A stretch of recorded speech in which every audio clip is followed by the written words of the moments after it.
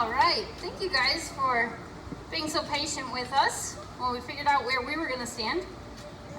Normally we have a little bit of space over there, but it seems occupied. Hi, my name's Megan, and with me today is Sam. We are two of the reptile keepers here in the park, and alligators are reptiles, so they are definitely one of the animals that we take care of. What I like to do with my talks is tell you a little bit about who we have in this front lake, the history of the alligator, and then I'll open it up for questions. If you guys have questions, I want to do my best to answer every one of them. So, 1, 2, 3, 4, 5, 6, 7. We do have 8 American alligators in this front lake. They are all boys. Their length ranges from 10 to 12 feet. I would say Cutie's probably our longest, and he's the one that is just under that cluster of palms and ferns. His eyes sit closer together than any other alligator, so we know that that's Cutie. And then Earl's probably our biggest. And usually, yeah, this is Earl here. Yeah. So weight-wise, he's the biggest. So, and that's anywhere from 600 to 800 pounds. Wow. with the group that we have here.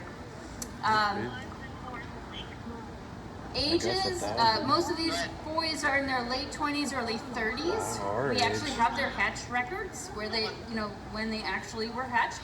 The one exception is Cutie.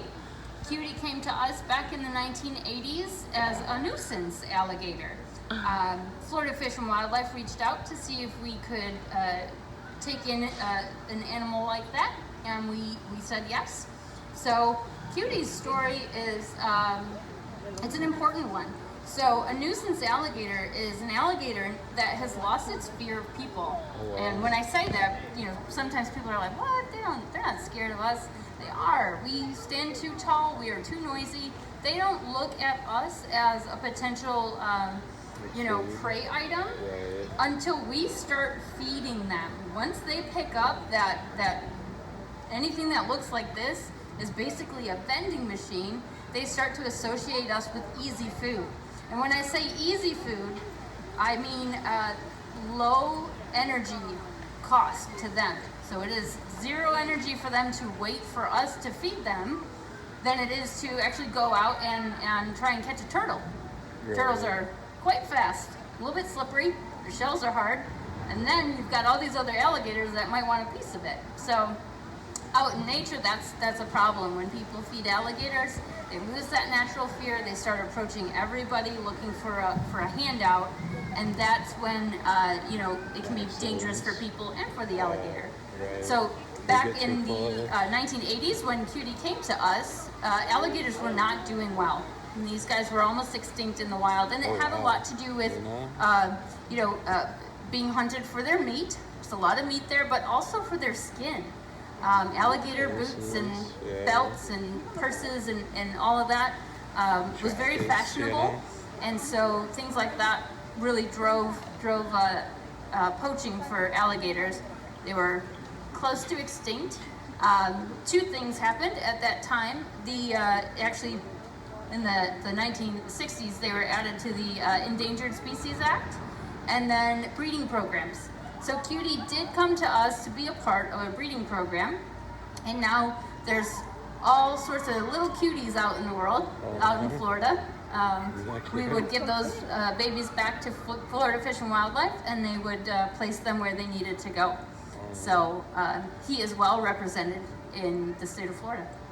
So today, in the state of Florida, we have over 1.5 million alligators. So yay us, we did a great job at bringing these guys back from extinction, right? Yeah. But the work isn't done, because now if there's a nuisance alligator found, there's nowhere for that animal to go. There are no facilities that take in nuisance alligators for breeding programs, because there really isn't a use for it. Their numbers are well representative in nature. So more often than not, that animal has to be destroyed, which is very sad for the alligator, because he's just trying to get an easy meal. So the best thing that we can continue to do for alligators is to just not feed them. when you see them, take pictures, take videos of them being alligators from far away, and let them do what alligators do best. Generally, when an alligator sees a person coming, it's before you see them. And if you're going to get too close or something like that, they're going to try and get away from you. So they're going to dip down into the water and swim in the other direction. There are 2 instances where an alligator might approach a person in nature, and that's going to be a female protecting her eggs, or if she has a nest nearby, she will pursue until you get out of her zone. So once she feels comfortable that you are not going to threaten her babies, she's going right back to that nest and those babies to protect against the next potential threat. The second time an alligator is going to approach someone in nature, anybody want to guess? Hungry? Yeah. Nuisance alligator, you got it. Yeah. So that's if they've lost that natural fear of people. That's when they're going to approach people, and that's not good for anybody. So I will open it up now if anybody has any questions. You answered the Yes, ma'am. question.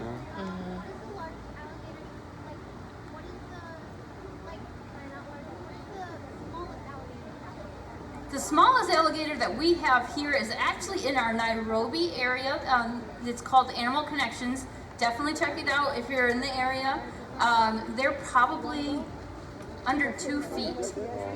Yeah, maybe a foot and a half now. Somewhere between a foot and a foot and a half. What's that? They're going to be just over a year, almost 2 years old. Yep.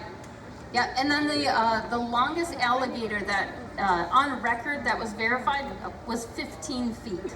So our longest here is about 12 feet. Yes, in the very cute hat. Down. He's as long as that. You're 5, I'm 6. Isn't that crazy? Are they on some type of sedative? I love that question. No, they're not. So right now the temperature is very important to reptiles, and so we've had some cold weather. When it's cold like that, the water temperature is warmer, so they'll be in the water. Now in the afternoon, it's nice out, the sun is shining. What they're doing is basking, and that's actually very important to alligators. So and reptiles in general, the ambient temperature outside is what raises their internal temperature. So right now they are taking just as much of that heat as they possibly can to keep their bodies going. And then at night, if it's going to be cooler, they'll get back in the water. If you look at their backs, those bony ridges along their back, those are called osteoderms.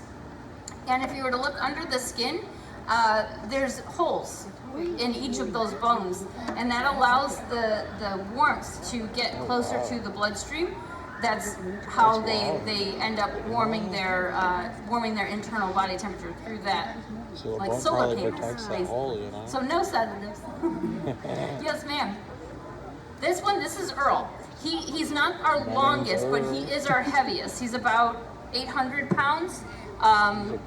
He's probably pretty close to 12 feet. But Cutie is our longest, and he's over there under the ferns there. Yes, sir, in the Tampa Bay hat. How do you feed them? How do we feed them? Oh, that's a great question. So, right now, we don't need to feed them because it's... Everybody good? All right. They didn't care. Right, imagine the gator freaking out. That was a big one. Palm frond. I guess we don't need landscaping anymore. No, just kidding. So back to how we feed them. So during the summer months, that's when they're going to get fed the most. That's twice a week. That's it. Oh, wow. 3 to 5 pounds of I didn't food know for that. one of these boys. Wow. That's all they need. That's all they require from food. Everything else they get from the sun. Wow. Look how huge they are. So what we do is we'll come in here. We have a specific call that we make. We'll make that call 3 times, and that's to signal that if any of these boys are hungry, they get into the water and they line up between the palm tree and the oak tree, and all they have to do is just sit and not mess with their neighbor. If they are not hungry, they don't come in, and that's okay. We'll make a note of that, and we'll expect to see them at the next feed. But they do not have to come into the water if they don't want to. And so it's kind of a way that they can regulate themselves when it comes to food. We don't feed on land. So if one doesn't want to go into the water, we are not going to go over and offer that one food. And it's very clear, they know this. So when they're hungry, they hop in and we'll toss some fish. Yes, ma'am, in the tan shirt. Safer, huh? I bet on land they're super dangerous, you know? I'm sorry, say again? How do you give them water? Yeah, they get the water from when they get in the lake. They can get some water from the fish that they eat. So water for a lot of animals, they will draw some of that from the food that they eat, whether it's fish and things like that. But these guys live in the water, so they're constantly have access to it. Right. Yes, pink shirt. Have you ever had to use the stick? Have we ever had to use a stick? These sticks are actually, so if I needed to walk by an alligator, so I could walk by that alligator, and now I'm just gonna put my stick between his tail and where I'm gonna walk. I'm gonna give him space because this is his habitat. We're just here as guests. We come in, we clean, we do our talk, but we don't mess with them when they're on land like this. So if I need to walk by one, put this stick here. If for any reason that animal gets startled, a palm tree falls down during your talk, he's gonna hit the stick before he hits my legs. Alligators can do a tail whip in response to anything that is unsettling to them. And so that's just to protect me. And so we call them basically our movable fences. Yes, sir. Are they generally solitary creatures, or do you find them in groups? So are they solitary creatures, or do you find them in groups? Depends on the space. So they are territorial. They're not social, gonna hang out and scratch each other's backs or anything like that, but they can live in the same spaces. Given enough food, given enough space. When females are involved, you need a little bit more food, a little bit more space, but that's why we don't have any females here. Females are very protective of their young, so up into a certain point, they will stay with those babies. So from that aspect, there is some social there, but the dads are out. In fact, other large male alligators would consume baby alligators, and that's why mom alligators are so fierce, very, very protective. Yeah, great question. Yes. At what temperature do they digest their food? So what temperature do they digest their food? And this goes to reptiles being ectothermic or cold-blooded is a term that probably most people are familiar with. So during the winter months, when it's cold at night, they don't eat because they can't digest that food.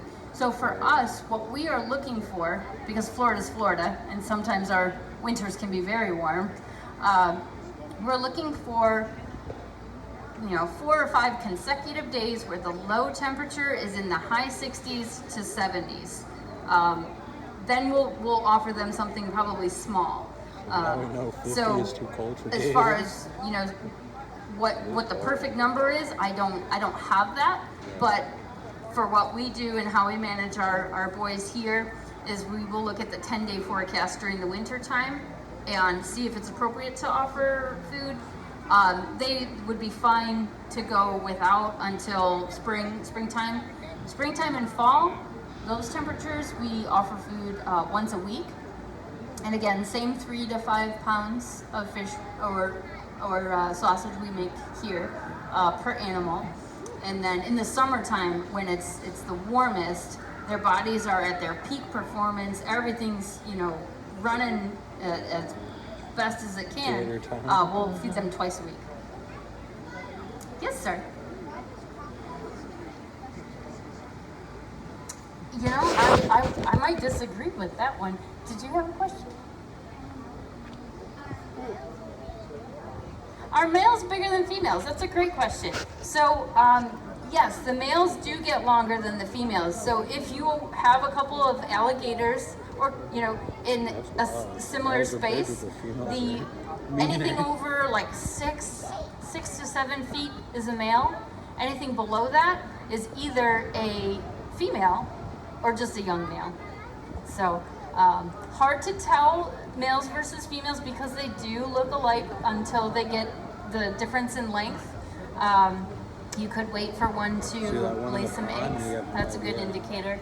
Otherwise, you need a probe, and I don't If recommend it's a that. female, I know that's a little scary. Oh.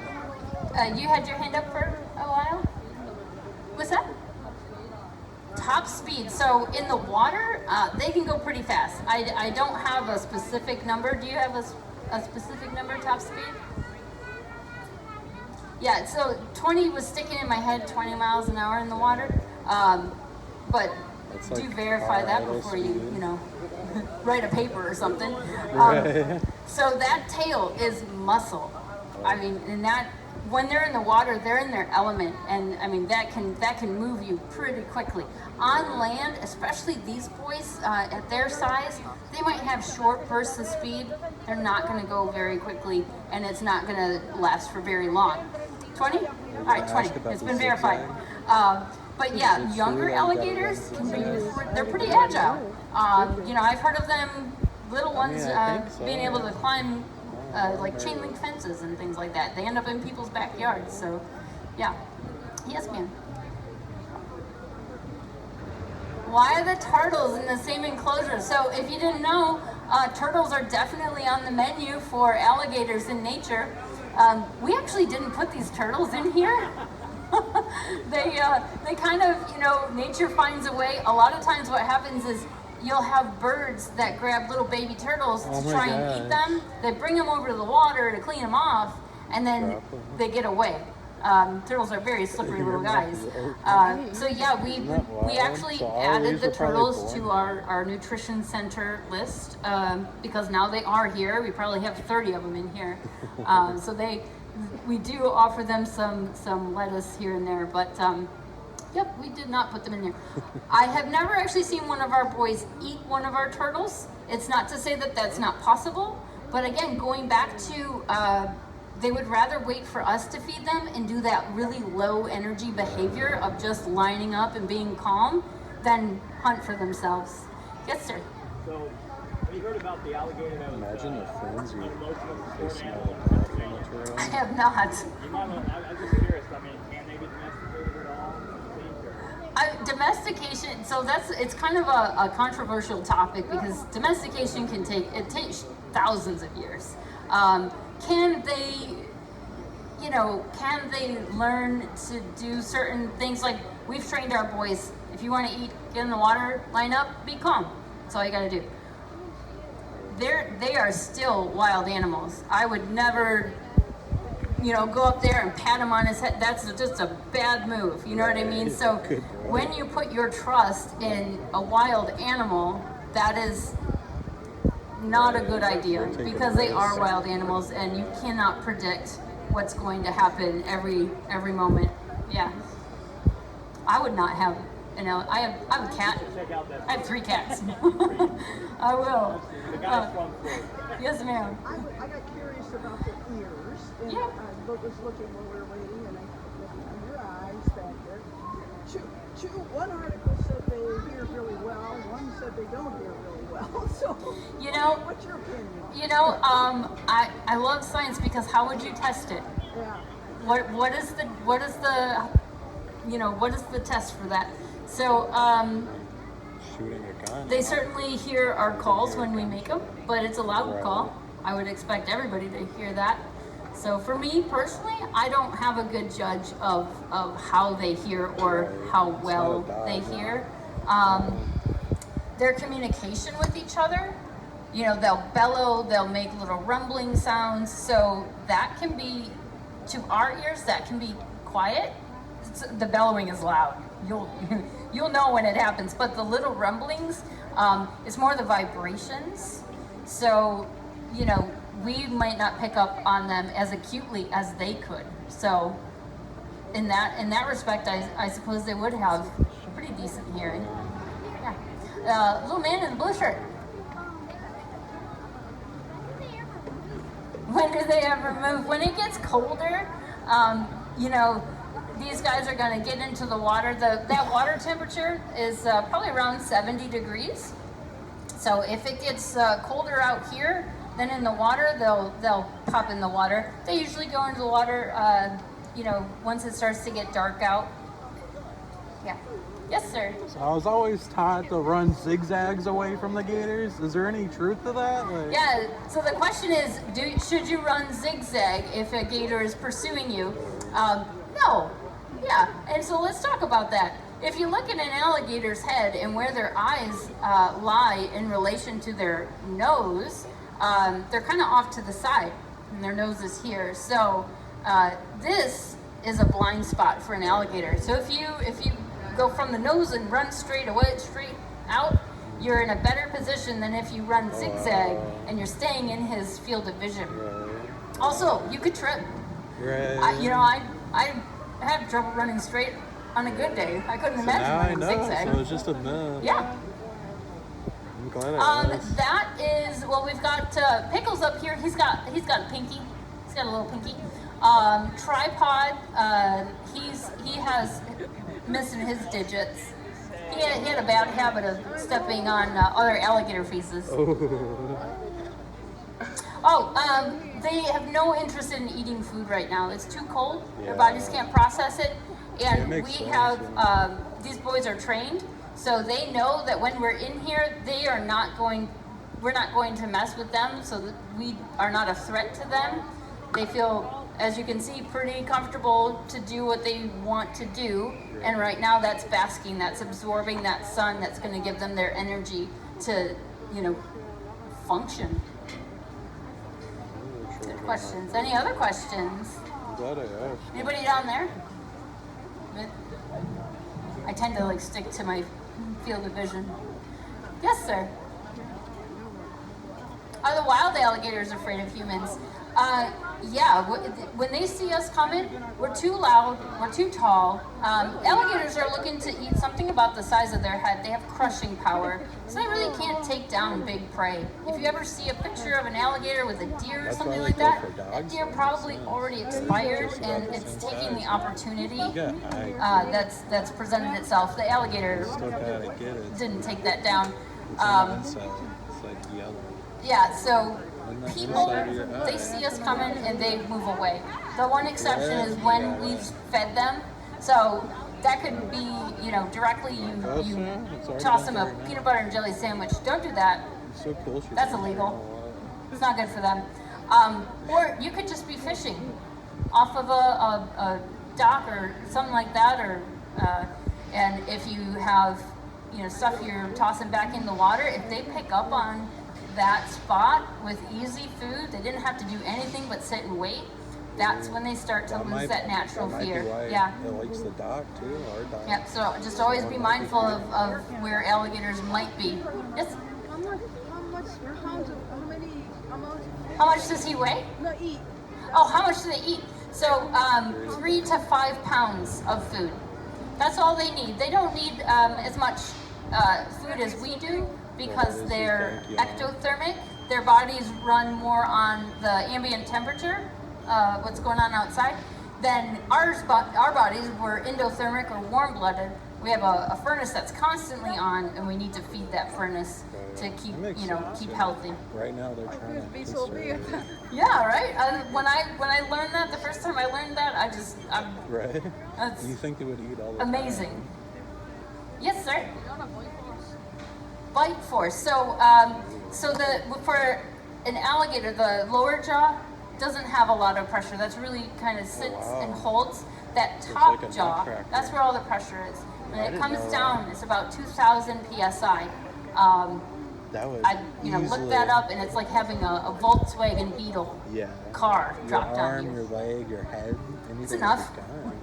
Yes, ma'am. Right. Probably more than a bear. This guy, he is in his late 20s, early 30s. Yeah, his name's Earl. He's ours. And that's true of all of our boys except for Cutie. Cutie is under the ferns and next to that palm tree. He came to us back in 1980 as an adult He already. is a big So we don't know one, boy. exactly how old His he is. tail We're goes, like, estimating all the that way he's to the fence. probably in his 60s, maybe 70s. Yeah. Did you have a question? Yes. How do you do that? How do I? Well, I've got this in my way. you look Sam is great. watching my back, and then all of you guys are also watching. So if I see more phones come up, something's happening behind me, and I'm gonna turn around and look. This guy, he doesn't really. They don't move so fast. They have short bursts of speed on land, but that's it. That's like I think those are 800 Asics, pounds too. to get Those that are up the and same move that shoes, on those you know? tiny little legs. He's not going anywhere fast. Yes, sir. Are these all rescued? No, so 7 of our boys actually came from another facility. We did have a breeding program back in the 80s. Cutie was a part of that, so he's our oldest alligator. Their numbers are great in nature, 1.5 million in the state of Florida. So there's no reason for us to breed them anymore.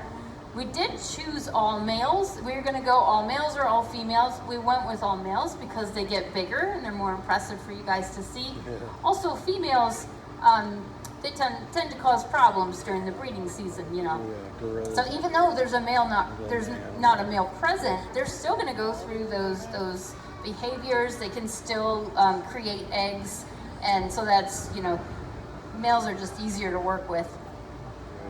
Look at the Yes, turtles, ma'am. man. How old can they live up for? How old can they live? So right now, scientists are saying 70s, but we really didn't start That's paying attention crazy. to the alligator until they were So we almost can come in extinct. 30, 40 years So and probably as the same we age. keep records and continue to care for these guys, we might find that they These are live probably well the same past ones that. I saw. There are other crocodilian species that live into their hundreds. Wow, Wow. Yes, ma'am. that's crazy. I'm surprised these aren't like 40. How many do we have? So, okay, alligators, we have 8 up here. We have a Oh, yeah, couple, they got 2 it. boys in the back. Remember. Crocodiles, we have, I should say we have 2 baby alligators in the Nairobi area. That's all the alligators. In the world, there are 2 species of alligators, the American alligator and the Asian alligator. Everything else is a crocodile, or a gharial, but we're getting into something else there. Crocodiles, we have Groot. He's in the Nairobi area. He's a slender-snouted crocodile. We also have a Nile crocodile in the Edge of Africa Ooh, area. I saw His name that. is Sobek. Oh, it's so cute. You get to learn the names, y'all. Great questions.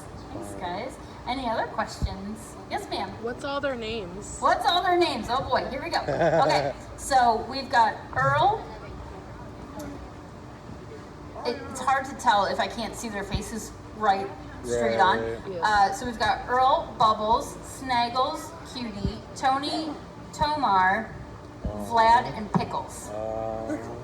Those are so cute. They're so eh? cute. Right. Bubbles. Any other questions?